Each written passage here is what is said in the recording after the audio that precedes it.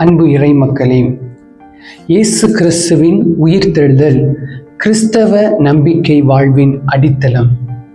இயேசு கிறிஸ்து உடலோடும் ஆன்மாவோடும் உயிர்த்தெழுந்தார் என்பது ஒவ்வொரு கிறிஸ்தவ வாழ்விற்கும் கிறிஸ்தவ நம்பிக்கைக்கும் முக்கியமான சாராம்சம். இத்தகைய சூழலிலே உடலின் உயிர்ப்பில் நம்பிக்கை இல்லாத சதுசேயர் சிலர் இயேசு கிறிஸ்துவிடம் வந்து உயிர்ப்பை பற்றி கேள்விகள் கேட்பது இன்றைய நற்செய்தியின் முக்கிய கருத்தாக அமைகின்றது. இந்த கேள்வியை அடிப்படையாக கொண்டு உயிர்ப்பிற்கு பிறகு நாம் அனைவரும் வானதூதர்களைப் போல வேற்றுமைகளின்றி ஒற்றுமையோடு அமைதியான வாழ்வு வாழ்வோம் என்று இயேசு கிறிஸ்து எடுத்துரைப்பதன் மூலம் நம் அனைவரையும் உயிர்ப்பின் மக்களாக வாழ அழைப்பு விடுக்கின்றார்.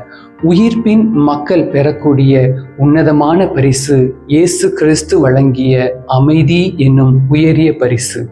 அத்தகைய அமைதியை நம் வாழ்வில் கொண்டவர்களாய் நமது சமுதாயத்தில் ஏற்ற தாழ்வுகளை நீக்கி அனைவரும் ஒரே குடும்பம் என்ற உணர்வோடு ஒரே கடவுளின் பிள்ளைகளாக இறை அரசை நோக்கி பயணிப்போம். இறைவனின் வானதூதர்களாக மாறும்.